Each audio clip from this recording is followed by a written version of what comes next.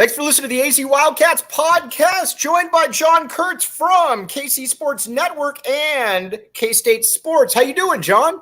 Hey, I'm doing good, Mike. How are you? Not too bad. Well, we're about to be conference mates, and I'll put it to you like this. I could not be more excited about this possibility right here. First and foremost, I've just got to say, is every Big 12 fan this cool? Because it feels like it's kind of a reflection of Arizona fans in a way that they love their sports and their team. Yeah, no, I mean, I think it's a pretty good marriage as far as that goes from what I can tell. I think Big 12 fans, first and foremost, are excited that Arizona fans are happy to be here and as excited as they are to be here right now because there's been an incredible sense of camaraderie among the league over the last 2 years. I mean, everybody – the Hateful Eight, as a lot of people have called them, had to really band together 2 years ago when Texas and Oklahoma left, and they were getting trampled on, and Stuart Mandel was writing articles about how the TV numbers didn't compare favorably to the AAC, and there were reports of, hey, the AAC is going to come poach people. I think that really fostered a lot of community between the fan bases, and then, all the reports are that has basically happened from an administration sort of level as well. Once Kansas had a flirtation with the Big Ten. I think they found out pretty fast that wasn't going to happen. Oklahoma State, Texas Tech, schools like that were kind of looking toward the Pac-12 at one point in time, ironically enough. But once that really subsided and everybody kind of realized, hey, we're sort of stuck here, our best bet is to stay together and band together. I think that's ratcheted it up even more so. But to the original point, I mean, you just have a lot of fan bases that are big, raucous, rowdy, and really care. I think it's just a totally different sort of vibe from the Pac-12 where you had a lot of major markets, big cities, and places where there are lots of better things to do than pay attention to your college sports team. And so it's just a totally different sort of vibe here. But in the Big 12, you've got fan bases that are about as online as any that I've seen and about as engaged as any that I've seen. Great facilities throughout the conference and schools that have won big. They're just not in these major media markets or these historic brands that obviously are what drives conference realignment. See, I think a big reason that the Pac-12 got to this point and why I think so many U of A fans are excited to be in the Big 12 is kind of this snobby attitude too. That we're in LA or we're in Seattle. We are these elite academic institutions. When at the end of the day, the Pac-12 didn't really have much going on for it with this media deal. Brett Yormark, who we're going to get to here, jumps that deal right there, puts it in. And now, especially after you had a lot of national sports, like you said, like a Stuart Mandel talking about the demise of the Big 12, you can look at the Big 12 right now and say this is easily the third most stable conference going outside of the Big 10 and the SEC. Oh, 100%, which is just such a change. The other thing you have to remember about a lot of Big 12 fans here, I'll speak for myself as kind of an original Hateful Eight, Big Eight sort of school. And West Virginia has been through this a lot too. I really shouldn't do it just from that standpoint, but through the waves of conference realignment before, the Big 12 has always been a target. I mean, there's been 6 schools picked off of this. It's always a stressor.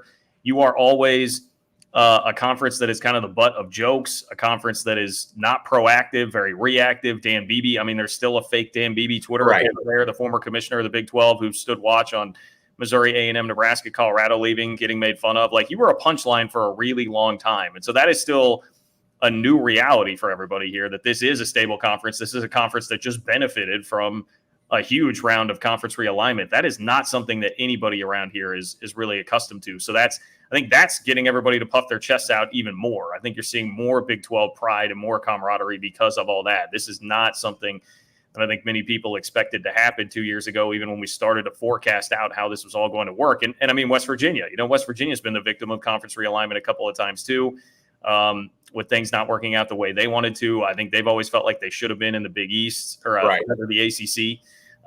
And the way the cards fell, the Big 12 played a role in that, obviously, in bringing West Virginia in. But when the cards were falling at that point in time, it didn't work out for them to get to the ACC. And now they've been playing this weird geographical game in the league for a long time. So you have a conference full of schools that I think are pretty delighted just to be in this situation for once. And I understand everybody that's making a big deal about the landscape of college football. I'm not saying that I agree with the way things are going in college football. I don't think it's a great thing for the sport either. But I also want to selfishly take a little bit of time to just celebrate the position that not only my school, but the rest of the schools in this conference are in right now as the third most stable conference in the country. Speaking of your school, so I grew up, my mother was born and raised in Crete, Nebraska. So I grew up in a Husker home right there. And I'll say this, I say this to anybody, and I'm not just saying this since you're on here. I believe that Bill Snyder is one of the top 10 college football coaches of all time. I know he doesn't have the national championship. I don't care. When you do what he did at Kansas State, where you have 7 top 10 finishes in the 11 or 12-year period, to me, this guy is probably the most undervalued college football coach of all time, John. Yeah, I mean, I would make a case for you that I think it's arguable that he could be the greatest of all time, because K-State was the worst college football program in America when he took it over. They had not won a game in 2 years, 2+ years by the time he took over. We're talking like as bad as Kansas has been, K-State was worse. Sports Illustrated wrote a famous, now infamous in K-State circles article in the 1989 College Football Preview magazine called Futility U, about just how bad. That was the feature of their college football preview magazine, was a long article about how bad it was at K-State. Couldn't even have full practices when they first started, when Snyder first got there in 89. But of course he hired Bob Stoops, Mike Stoops, Mark Mangino, Brent Venables, all these guys that have gone on to great coaching careers. And it is an undeniable, unbelievable job that he did. And at the peak of it, I know people argue about the peak. The peak of it, he won 11 games 6 times in 7 years. From 1997 to 2003, they won 11 games every single year except one. They had 2 close brushes with a national championship, 1998. Makes me sick still thinking about it, but all they have to do is beat Texas A&M, who they were much better than in the Big 12 championship game. They blew a 17-point lead. They blew a 15-point lead in the fourth quarter. They lost in double overtime. Otherwise, they would have played Tennessee for the national championship that year, and I think probably won. I think they were the best team. Obviously, 2012, a loss at Baylor when they were number 1 in the BCS 2 weeks to go in the regular season, kept them out there too. So I'm with you. I think you can absolutely make that case. Phenomenal coach. Things have been a little bit weird on the Bill Snyder front lately since his departure. Unfortunately, Sean Snyder, his son's now coaching at Kansas, but look, all the respect in the world for him and what he did at K-State. All right, we got to talk about Brett Yormark. But first, I want to hear what, Jacob, if you could pull up what Bobby Robbins had to say today about the media deal that was presented to the Pac-12 schools. I think the Apple thing was very intriguing. And the student athletes, they were, if you go and look at what happens with MLS right now, it was described to me, the technology, and you can imagine Apple being involved, the technology was state of the art and the best and forward looking. So when a player comes off the field, they're given a file to download to their device and send out to their social media account about all their highlights of that game.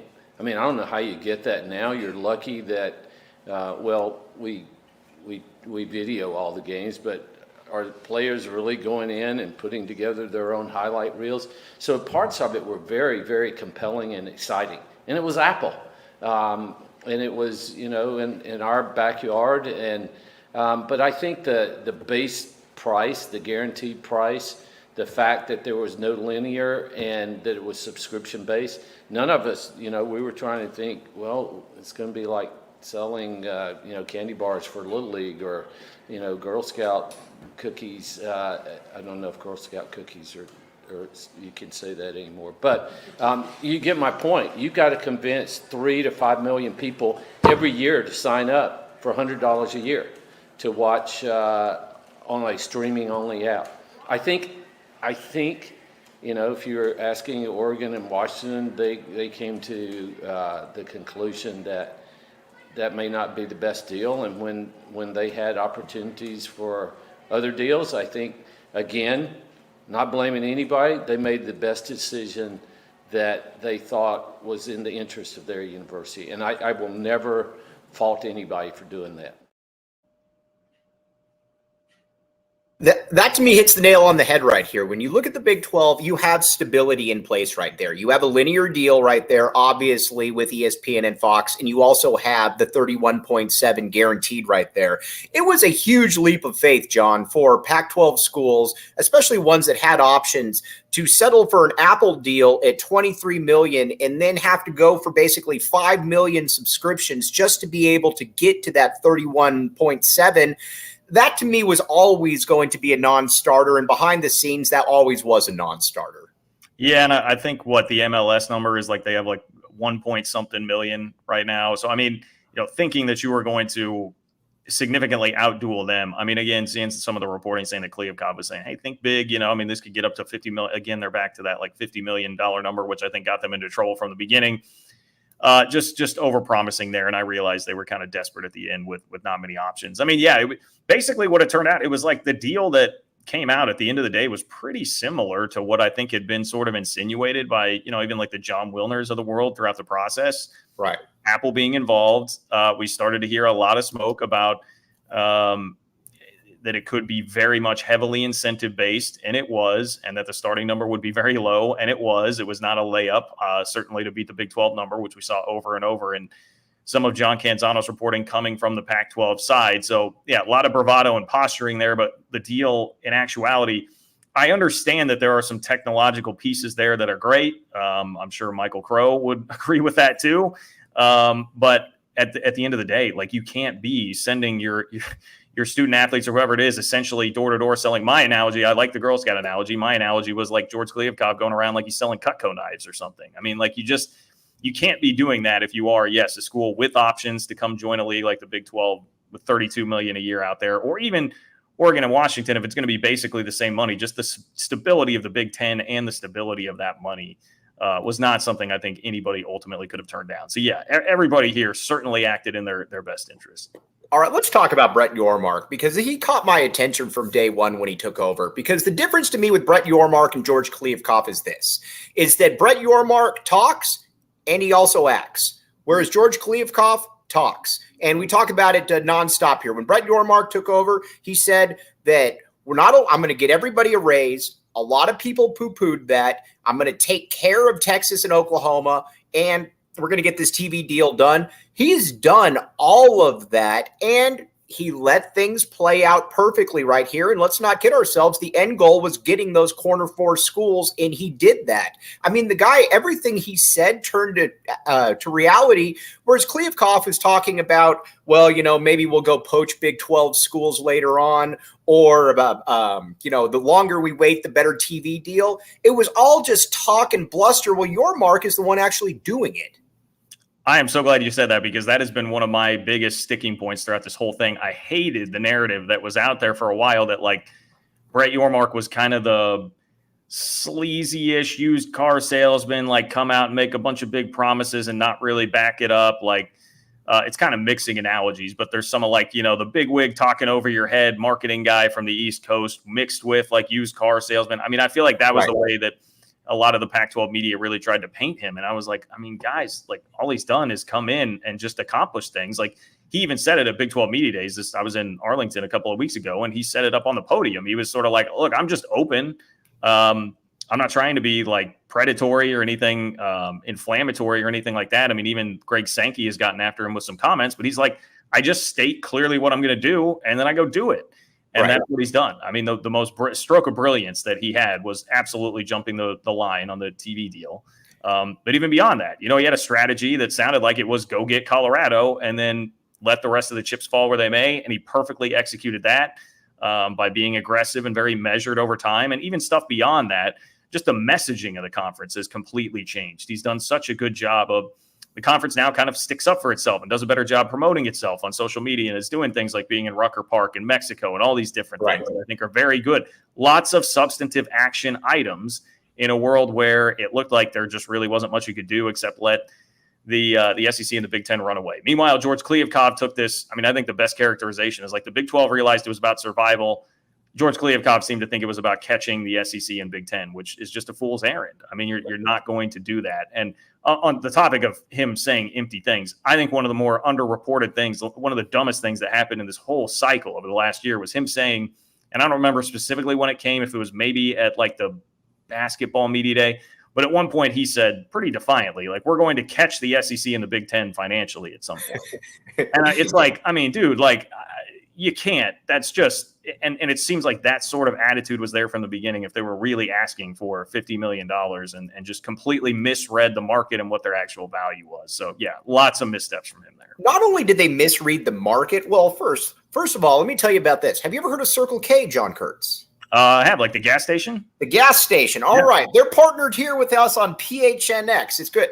And you can find them pretty much anywhere. Make sure you're not missing out on all the great stuff. Remember, right now, text PHNX to 31310 to join their SMS subscriber club and get a buy one, get one free Polar Pop, a 32-ounce Polar Pop. John, I'm very much looking forward to finding some Circle Ks in Big 12 country right there. But speaking of Big 12 country, Circle Ks and all of that, the other thing, too, that the Pac-12 drastically was wrong on was the condescending truck stop conference stuff.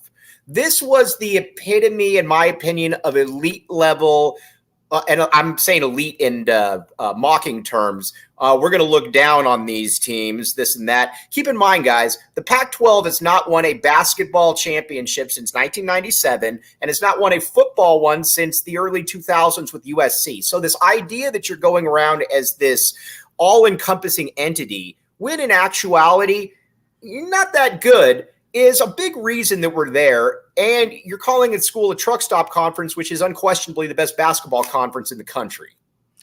Yeah, well, I was told the Pac-12 is a conference of champions. I don't know if that's non-revenue sports, sure. Yeah. Sorry, Bill Walton. I probably shouldn't kick him while he's down right now.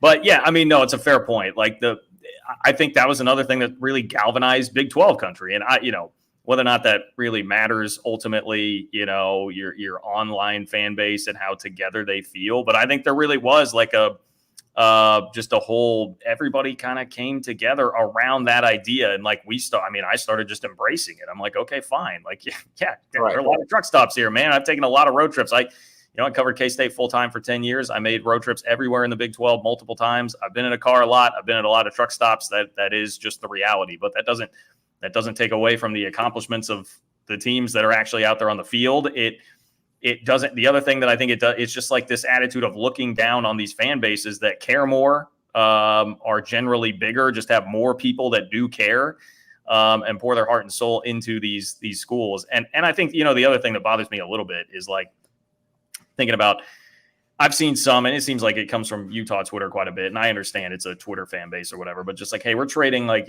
LA and Eugene and all these cool trips for, Ames and Stillwater and Manhattan. And I'm like, look, I lived in Manhattan for, too long, honestly, 10 plus years, but it's a great college town. Like Ames is a great college town, and the tailgating scene. And if you go to a game, it is great. And it will feel more big time than, I will tell you, one of the games I will never forget covering, 2016. I'm covering K-State. They opened the year at Stanford. That is Christian McCaffrey, Stanford, like very good Stanford team. Bryce Love was on that team too.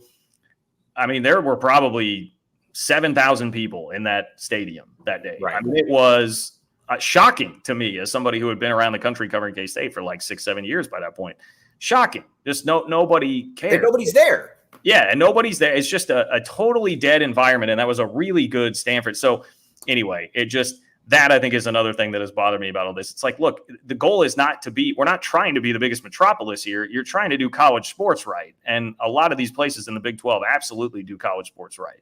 All right, now let's talk about basketball, because I think Yormark made I thought it was a very clever move when he took over, because again, nobody's catching the SEC when it comes to football as a conference. It just is what it is. But Yormark took inventory of what he had, and he said, you know what, we're going to turn this into the best basketball conference if it wasn't already in the country. And I think with the addition of Arizona, and again, I'm not saying that Arizona is the one that put it over the hump, but you already have Kansas, which is at the apex of college basketball. You have Baylor, which is won national title in the last 3 years, 3 number 1 seeds in there. They're not going anywhere. You got your Kansas State right there, by the way, obviously. And as long as Tang is there, they're not going anywhere. You're bringing in Houston. You're bringing in Cincinnati. You're bringing in Arizona. This is going to be a gauntlet. This is going to be this is the best basketball conference in the country. And that is something that you can market there, John. Yeah, and one of the things, when we talk about Brett Yormark versus George Kliavkoff and how I think he was just really smart at understanding what to do here, you're not going to beat the Big Ten and the SEC at their game, right? So, yeah, adding the 4 corner schools is great, but that's not going to make you a better football conference. But one thing he's been steadfast on from day one, and I really believe he's going to pull off at some point, is decoupling the football and basketball rights, selling basketball separately. And I think he genuinely believes, that could be a double fit, like, what am I thinking? Like $10+ million extra per school here. Now, I will even give a little bit of pause to that and be like, hey, I love you, Brett. I don't know if it's going to be that, but I think it definitely could be some fairly significant extra money by doing that and building up the basketball conference as much as you can. I think that's why he still wants to push for like UConn, Gonzaga, maybe basketball only, if it's going to work out like that. And I think that's a smart strategy because it's trying to see that as a possibility. Sorry to interrupt. Do you see that as a possibility, John? I mean, I think it's a possibility. I don't. Honestly, like you'd have to talk to your guy Jason Shearer probably to get better info on that. I'm not going to claim to have like the latest inside information on that, but I mean I do know UConn. I think is just still that's going to be there for Brett Yormark until it actually happens, or if it doesn't happen and there's just a clean break there. I think he really fancies it, but I think it's because he sees, hey, the SEC and the Big Ten, they do football. We're not going to beat them in football. But we can make up a significant gap here by getting extra money for basketball and squeezing all the value that's out of basketball that nobody else is really trying to tap into right now. And we're kind of tapped out. I mean, look at the streaming market. Like, we're kind of tapped out. Pac-12 found that out on how much money is there for like even live football. But what about basketball? If you go all in and you totally handicap the basketball thing and be the first to jump on top of that, that is a huge way that you can start to bridge some of that gap. You've set yourself up with this wonderful foundation now with the schools that you've added. Now you can go try to be innovative and find other ways to bridge some of that monetary gap and make sure that you're as major a player as possible. And I think this is like an area where Brett Yormark could really, really shine. And it's all about having those huge basketball brands that they do now. And what also, I got to give Bobby Robbins a lot of credit here. Arizona, in my opinion, was able to navigate this perfectly because, listen, I mean, these are still academic types at the end of the day, and you're not looking to upset people that you don't need to necessarily upset. But the plan was always, especially with that media deal, to get into the Big 12 and some without upsetting, obviously, the Stanfords of the world if you don't have to. And it played out perfectly. And they did it with a lot of misinformation being thrown around out there. A lot of, deals right around the corner that were never going to happen. If there was a deal right around the corner, it would have happened. But the fact, though, that Robbins came out there many times and said, we have to have a linear component right there. And there was no linear component. And they stayed fast right there. They applied Thursday to get into the Big 12. Oregon and Washington bolt. Arizona not looking like the bad guy. And yes, we have to bring ASU along with us, but that's fine. But I thought Arizona, quite frankly, John, played this perfectly. No, they really did. And even like seeing some of the press conference quotes to come out, listening to that clip that you played there too, kind of, I think it's pretty, Arizona's played this pretty brilliantly to sort of frame it like, hey, I mean, Oregon is the one that they made the decision, 10 minutes before that meeting or whatever to steer this thing the other way. And I mean, everyone's bought it hook, line, and sinker. So it's taking as much of the heat off of Arizona as possible there, I mean, I get why they're doing it because but it's just such a stupid narrative that anyone would push out there. Like, hey, blame the Big 12 for this, the league that's had 6 schools poached throughout the entire process. And like, I mean, come on. But I get it that narrative is somewhat out there and there's so much pearl clutching about what's happened to the Pac-12 and going away, but I think that's been really well done. I appreciate Arizona's approach throughout all of this, clearly seeing early on. Like, it felt to me like Arizona was just one of the schools that saw through some of Kliavkov's BS at an earlier stage than perhaps others did. And you could shed more light on that than I could, but that was always my impression of it. So I really appreciated that from afar. And I think it was clear from, the way Jason Shearer had his info and was reporting on this throughout the entire process that Arizona was kind of like, look, I don't see where this deal is coming. Like, George Kliavkov does not seem like he's going to back any of this up. And they were just early adopters there, and they were right. Right. All right, John, can't thank you enough for hopping in here and talking a little bit about Big 12 country and Kansas State. Really look forward to playing you guys. And on top of that, when you look at the best of something that the Pac-12 generally doesn't have is good basketball and football programs. You got both of them going on right now. So I'm excited for that one, my man. It's a great time to be a K-State fan right now. I mean, last year's about as good as it's been, certainly in my lifetime. So I am very much looking forward to it too. I've got to get to Tucson sometime because I was very distraught I was like a college senior. I just started doing some play-by-play with K-State baseball. I was also at the student radio station. I was supposed to go. K-State was playing in the NCAA tournament in 2011 in Tucson. They lost to Wisconsin in the round of 32. But I was supposed to go on that trip, but I had to go do K-State baseball in Austin, so I missed it. But my buddy did bring me back some Arizona basketball shorts that I still have and wear because I love those shorts, man. Those are iconic. So I'm all about it. I'm ready to experience Tucson. All right. He's John Kurtz from KC Sports Network and K-State Sports. John, thanks so much. We'll be in touch, my guy. Absolutely. Anytime, Mike. Take care. All right, that's John Kurtz. All right, thanks again, John. All right, now, Big 12 fans out there, we're going to talk to you now. I'm going to tell you, in my opinion, how this basically unfolded right here. But first, going to pay one of the bills right here, Shady Rays. Now, you look at Mike Luke and you're like, that guy's not very cool. You know what would make me cool, though? Wearing Shady Rays, and they're comfortable as well. Check it out exclusively for our listeners. Shady Rays is giving out the best deal of the season. Go to shadyrays.com and use code word PHNX for 50% off 2+ pairs of polarized sunglasses. Try for yourself the shades rated 5 stars by over 250,000 people. All right, here's how this went down. And I put this out there the other day, but I just figured that I would Arizona was never going to go for, in my opinion, Arizona was never going to go for a 100% streaming deal. Not only were they not going to it, Bobby Robbins said that. Now, people ask, well, why didn't Arizona just go earlier than everybody else? You still have to remember that there is, and I'm not talking about Bobby Robbins, but there is a little bit of a snobbery in the Pac-12, as I think a lot of people saw right here. And you don't want to upset people. And Bobby Robbins, I do believe, didn't want to be blamed for the one blowing up the Pac-12 conference or the Pac-10 conference. I don't think that was his goal. But Arizona was obviously looking at the Big 12 right there, and the money was never going to be there. And when I say the money is never going to be there, I was told by a source very early on that the money and the visibility for Arizona to sustain in the Pac-12 would not be there. And guess what? Lo and behold, it wasn't. $23 million and with 100% streaming is not a deal that anything was going to happen. Now, Jake in here, my guy, Jake Vegas says, playing politics. This was done Thursday. Good call there, my man. It really was. Now, when it comes to Arizona, when it comes to the Big 12, what to expect?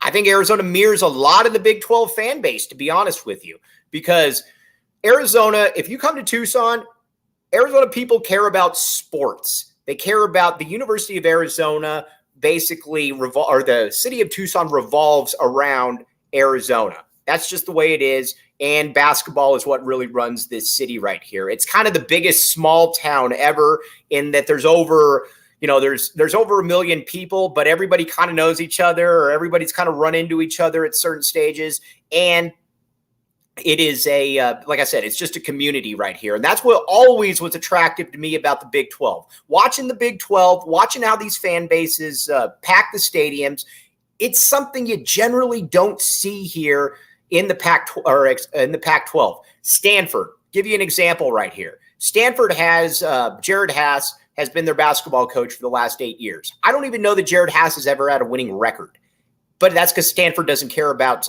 basketball. Same with Cal. There's all kinds of rumors that Cal is going to get rid of their athletic department. In the Big 12, and again, I don't want to speak as a Big 12 expert, but if you're under 500 for 12 or for 8 straight years, you're probably not going to be a coach in the Big 12. That's just kind of the way it is, and that's something that I don't think should really surprise anybody. Mick Muffin right there, great name, says, Arizona fits so well in our conference. Yes, it does.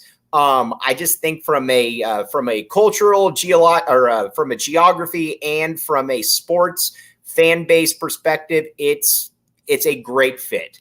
But back to Bobby Robbins here for a second, because I'll be honest with you, if you didn't have somebody like Bobby Robbins running this ship, this might not have happened the way it is. Because one thing I can guarantee you is that Michael Crow, Arizona State president, did not want to make this move. And when I tell you he did not want to make this move, he 100% did not want to make this move.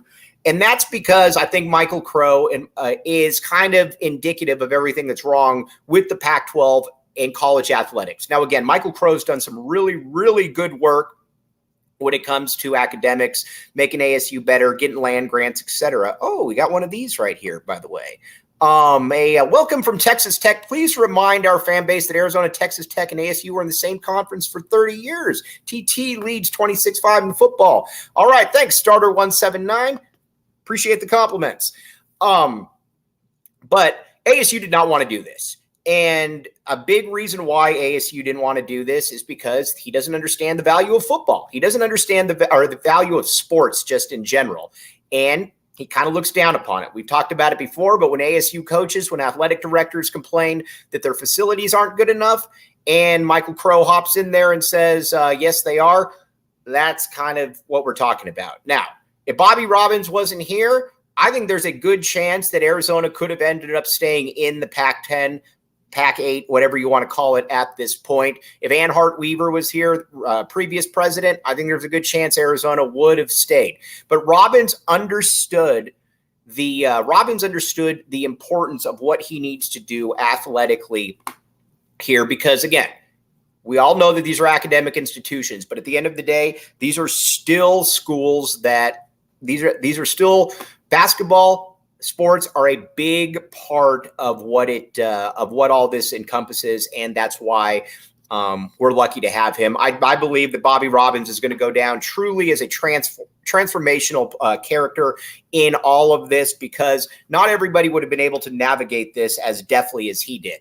Now, let's talk a little bit about what these 4 schools are adding to the Big 12, already the best basketball conference there. But first, OGs. All right, now, this has been frustrating for a lot of Arizona fans, a lot of sleepless nights hoping we were going to get to the Big 12. OGs was here for all of us. Here's the deal. We recommend you check out OGs online at ogsbrands.com and on Instagram at ogsbrands. You can find their products at your local dispensary. You must be 21 years or up to enjoy responsibly. Right now, they got the limited edition gummies. You got all kinds of good stuff. You got new strawberry and cream, CBD, THC 1-to-1 ratio, a bunch of good stuff. Again, OGs, that helped us get through a lot of sleepless nights about joining the Big 12. All right, so here's what's going to add. Arizona State, I can't really vouch for Arizona State. Arizona State should be better in sports than they are, but the support generally isn't there. But it still is in a major market, obviously. You should be able to at least do something. Utah obviously is very, very good in football. Utah fans are kind of annoying to me, some of them. I like BYU fans more, so that's who I side with in the Holy War.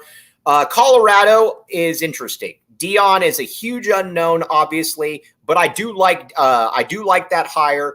If you're looking at a coach, a basketball coach, Tad Boyle is kind of the John Tesh of college basketball, in that he's pretty bland. You're not going to really he's not going to fall on his face, but he's not going to get anywhere either. You're not going to change the channel when you're listening to John Tesh, but you're certainly not going to embrace it either. So those are what you're adding. Arizona, in my opinion, and again, I'm probably a little bit biased here, but Arizona's the one bringing the national brand right here. You're bringing a bigger city, and not only are you bringing a bigger city, you're bringing one of the top 15 basketball programs of all time. And a bigger thing in all of this is that the fan base shows.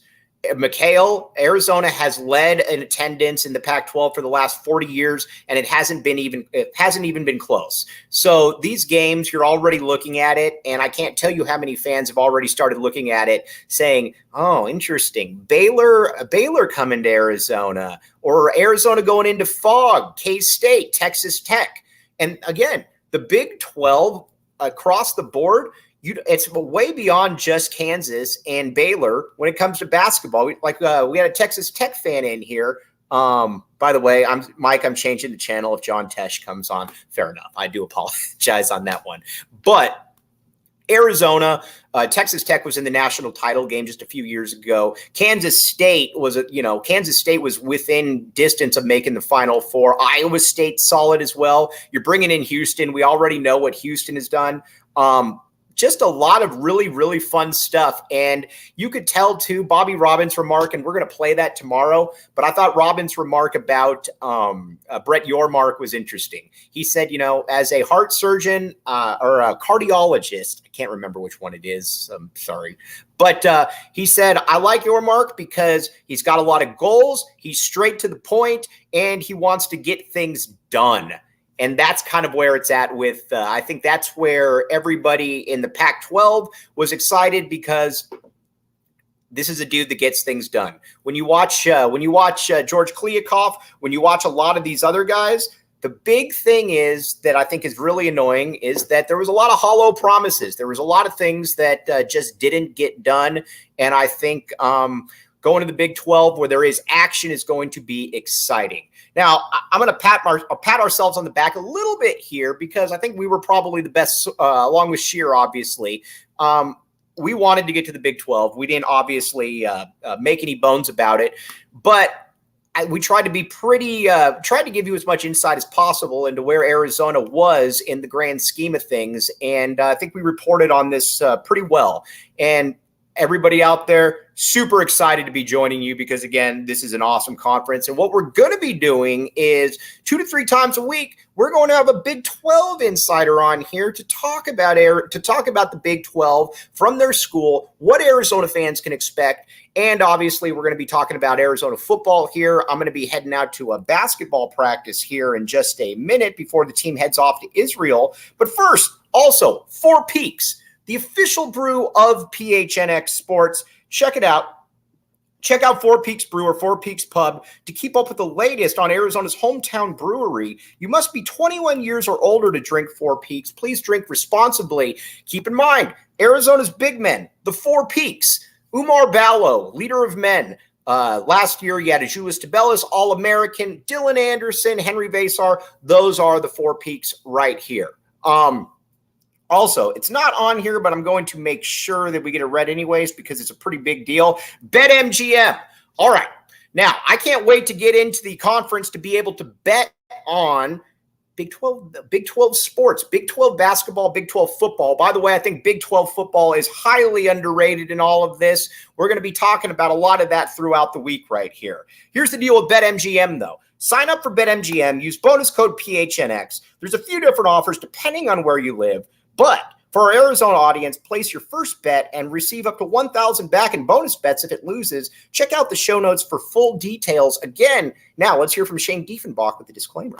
Gambling problem? Call 1-800-GAMBLER. Colorado, D.C., Illinois, Indiana, Kansas, Louisiana, Maryland, Mississippi, New Jersey, Ohio, Pennsylvania, Tennessee, Virginia, West Virginia, Wyoming. Call 877-8-HOPE-NY or text HOPE-NY 467-369 New York. Call 1-800-327-5050 Massachusetts. 21 plus to wager. Please gamble responsibly. Call 1-800-NEXT-STEP Arizona. 1-800-522-4700 Nevada. 1-800-BETS-OFF Iowa. 1-800-270-7117 for confidential help Michigan. 1-800-981-0023 Puerto Rico. In partnership with Kansas Crossing Casino and Hotel. Visit BetMGM.com for terms and conditions. U.S. promotional offers not available in D.C., Kansas, Nevada, New York, or Ontario.